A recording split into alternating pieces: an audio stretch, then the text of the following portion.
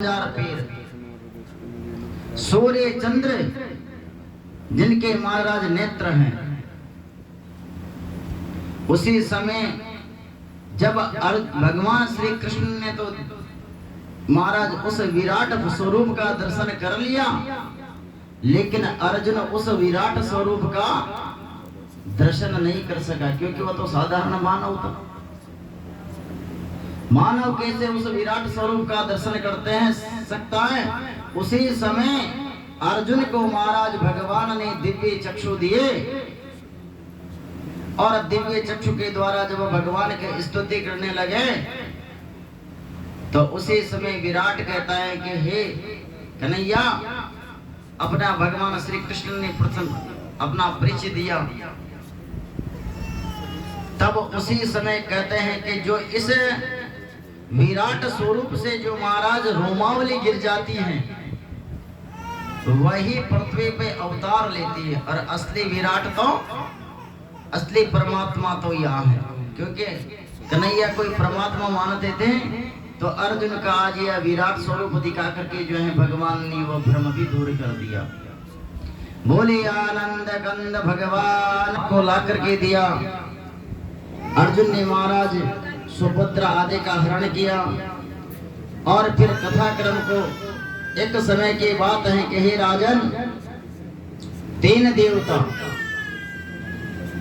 नैमिषारण्य तीर्थ में भृगु आदि 88,000 ऋषि तप कर रहे थे, यज्ञ। तो उसी समय भैंस छिड़ गई कि यज्ञ किसका करें।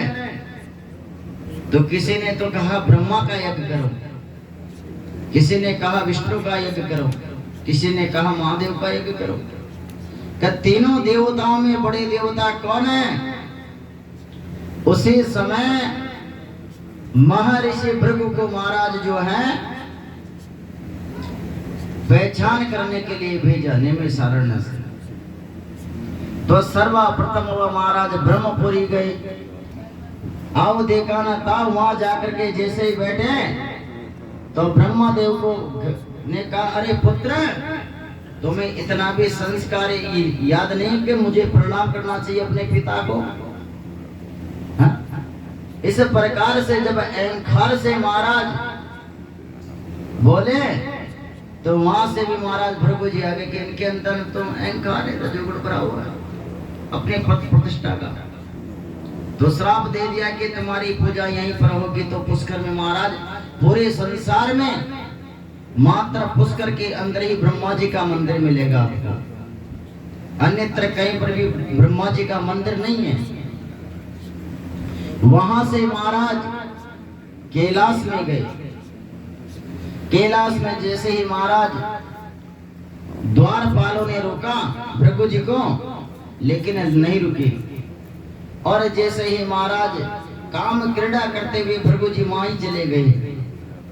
जब भगवान शंकर माता पार्वती संसारिक क्रीड़ा कर रहे होंगे, उसी समय जैसे भृगु जी ने महाराज भला बुरा कहा भगवान शंकर को, तो भगवान शंकर महाराज त्रिशूल लेकर के भृगु जी को जैसे ही मारने दौड़े, तो माता पार्वती ने महाराज मना कर दिया, ही नाते इसको मत मारे, तो ब्राह्मण है। तो मृत्यु लोक के अंदर महाराज जो है कहा कि तुम्हारे आज से इसी अंग की पूजा होती है, तभी से शिवलिंग की पूजा होती है, कठी पूजा। सत्यलोक में शिर, मृत्यु लोक में कटी, और पाताल में चरण पूजवाते हैं भगवान के। वहां से क्षीर सागर में आए, और क्षीर सागर में आकर के हे राजन, जिस समय योग निद्रा के अंदर भगवान नारायण थे,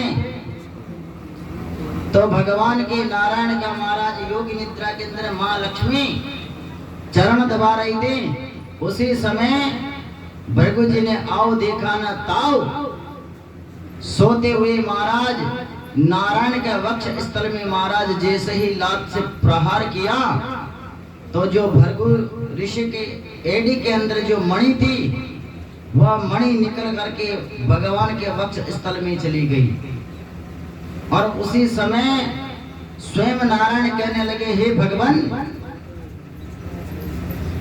आपके पैर कितने कोमल हैं, आपके पैर कहीं आपको कहीं चोट तो नहीं लग गई।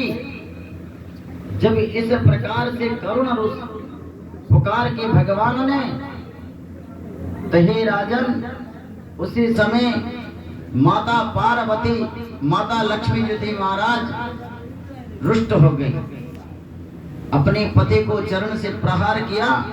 तो वहीं से मां लक्ष्मी ने श्राप दे दिया, जाओ ब्राह्मणों, तुम दरिद्र हो जाओ, आज से मैं तुम्हारे यहाँ निवास नहीं करूंगी। तो महाराज ब्राह्मण जो वेद पाठी ब्राह्मण है, कर्मकांडी ब्राह्मण है, वह दरिद्र ही मिलता है, क्योंकि मां लक्ष्मी का श्राप है ब्राह्मणों को, कितना भी दे दो लेकिन ब्राह्मण की भूख नहीं